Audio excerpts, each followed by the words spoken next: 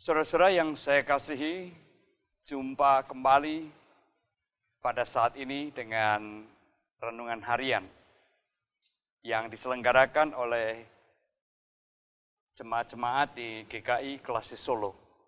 Kita akan bersama-sama kembali membaca dan merenungkan firman Tuhan. Untuk itu, mari terlebih dahulu kita berdoa. Kami mengucap syukur kepadamu ya Tuhan, oleh karena penyertaan dan pemeliharaan-Mu boleh nyata dalam kehidupan kami. Sehingga hari demi hari telah kami lewati bersama-sama dengan Tuhan di dalam penyertaan dan perlindungan Tuhan sendiri. Saat ini kami akan membaca dan merenungkan firman-Mu. Tuhan tolong kami supaya kami boleh mengerti apa yang Tuhan kehendaki. Di dalam nama Tuhan Yesus kami berdoa. Amin. Saudara-saudara yang saya kasihi, bacaan firman Tuhan pada hari ini akan diambilkan dari Kitab Keluaran. Kitab Keluaran pasal yang ke-19 ayat 1 sampai dengan ayat yang ke-8. Keluaran pasal 19 ayat 1 sampai dengan ayat yang ke-8 saya bacakan demikian. Pada bulan ketiga setelah orang Israel keluar dari tanah Mesir, mereka tiba di padang gurun Sinai pada hari itu juga. Setelah mereka berangkat dari Rafidim, tibalah mereka di padang gurun Sinai. Lalu mereka berkemah di padang gurun, orang Israel berkemah di sana, di depan gunung itu. Lalu naiklah Musa menghadap Allah. Dan Tuhan berseru dari gunung itu kepadanya, "Beginilah kau katakan kepada keturunan Yakub dan kau beritakan kepada orang Israel. Kamu sendiri telah melihat apa yang kulakukan kepada orang Mesir dan bagaimana aku telah mendukung kamu di atas sayap Raja Wali dan membawa kamu kepadaku. Jadi sekarang jika kamu sungguh-sungguh mendengarkan firman-Ku dan berpegang pada perjanjian-Ku, maka kamu akan menjadi harta kesayangan-Ku sendiri dari antara segala bangsa. Sebab akulah yang empunya seluruh bumi. Kamu akan menjadi bagiku kerajaan imam dan bangsa yang kudus. Itulah semuanya firman yang harus kau katakan kepada orang Israel." Lalu datanglah Musa dan memanggil para tua-tua bangsa itu dan membawa ke depan mereka segala firman yang diperintahkan Tuhan kepadanya. Seluruh bangsa itu menjawab bersama-sama, "Segala yang difirmankan Tuhan akan kami lakukan." Lalu Musa pun menyampaikan jawab bangsa itu kepada Tuhan. Demikianlah pembacaan firman Tuhan. Sesuai yang saya kasih dalam Tuhan Yesus Kristus, mari kita berandai-andai. Sekalipun tentunya pengandaian atau harapan ini menjadi harapan saya juga bahwa kita dapat melewati wabah COVID-19 ini dengan selamat. Saya berharap bahwa kita semua akan mengalami itu. Tapi mari kita berandai. Seandainya kita berhasil melewati pandemi COVID-19 ini, apa yang akan kita lakukan pasca atau sesudah wabah ini? Setiap orang boleh memakai istilah yang berbeda-beda. Ada yang mengatakan bernasar, ada yang mengatakan komitmen, ada yang mengatakan resolusi, seperti kalau akhir tahun, ya, kita membuat resolusi akhir tahun. Atau juga make a wish, membuat atau menyampaikan harapan, tekad, dan sebagainya. Apapun istilah itu, baik-baik saja. Intinya adalah apa isi dari semuanya itu.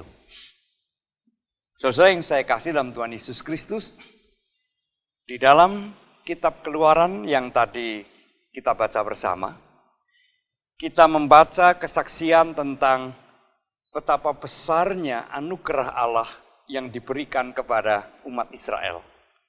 Mari kita data sebentar. Yang pertama, Allah sendiri yang telah mengeluarkan umat Israel dari perbudakan di tanah Mesir.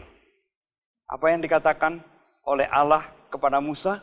Kamu sendiri telah melihat apa yang dikerjakan oleh Allah, apa yang aku kerjakan. Melihat di sini artinya mengalami sendiri. Bahwa mereka, umat Israel itu mengalami sendiri bagaimana Allah membebaskan mereka dari perbudakan di tanah Mesir. Yang kedua,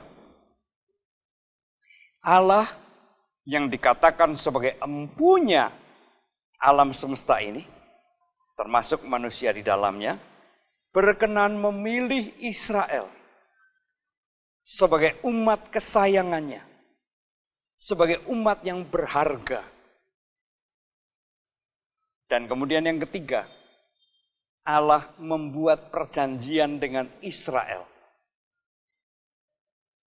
Siapa sih bangsa ini? Apa kelebihan dari bangsa ini? Tidak ada. Bangsa ini terkenal dengan bangsa yang keras hati, tegar tengkuk. Bangsa yang sulit diatur. Apa istimewanya di hadapan Allah? Tidak ada. Tetapi terhadap bangsa yang seperti ini, Allah berkenan menyelamatkannya, memilihnya menjadi milik kepunyaan Allah sendiri, dan kemudian membuat perjanjian. Itulah anugerah besar yang dinyatakan oleh Allah kepada umat Israel. Nah, kemudian apa yang menjadi respons umat? Yang dikehendaki oleh Allah sebagai respons umat adalah ketaatan. Hanya itu. Ketaatan kepada Allah. Karena ketaatan itu mencerminkan iman dan kesetiaan umat. Saudara-saudara, kalau kita lanjutkan pembacaan kitab Keluaran tadi, kita akan sampai pada pasal 20. Di mana di sana Allah memberikan 10 hukum Tuhan kepada umat Israel melalui Musa. Saya sangat yakin setiap kita tahu betul, paham betul, mengenal betul 10 hukum Tuhan itu. Setidaknya 10 hukum Tuhan itu dapat dibagi menjadi 2 bagian. Yaitu Allah memberikan tuntunan kepada manusia, kepada umat, tentang bagaimana mereka harus berlaku di hadapan Allah. Dan yang kedua atau bagian kedua, bagaimana manusia atau umat berlaku terhadap sesamanya, memperlakukan sesamanya. Ketaatan yang dikehendaki oleh Allah adalah taat pada tuntunan Allah tadi, supaya mereka mewujudkan kehidupan yang kudus, bangsa imamat, ya, kerajaan imamat, bangsa yang kudus, ya, seperti yang digaungkan di dalam surat Petrus, ya. Sehingga melalui kehidupan mereka, mereka mempermuliakan Allah dan hidup dengan baik, dengan benar, dengan adil terhadap sesamanya. Sesuai yang saya kasih dalam Tuhan Yesus Kristus, kembali kepada komitmen kita. Seandainya kita berhasil melewati wabah ini, oh tentu saja kita bisa mengatakan karena saya stay at home, karena saya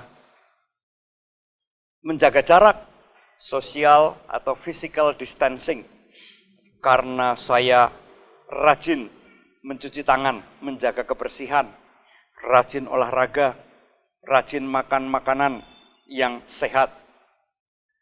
Tentu itu baik dan anjuran-anjuran semacam itu sudah selayaknya dipatuhi. Tapi ada satu faktor lain yang tidak boleh kita lupakan.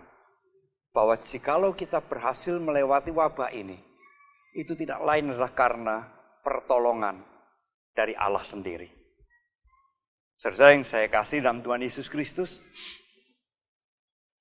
Oleh karena itu, seandainya kita berhasil melewati itu merupakan suatu anugerah besar yang Tuhan berikan kepada kita.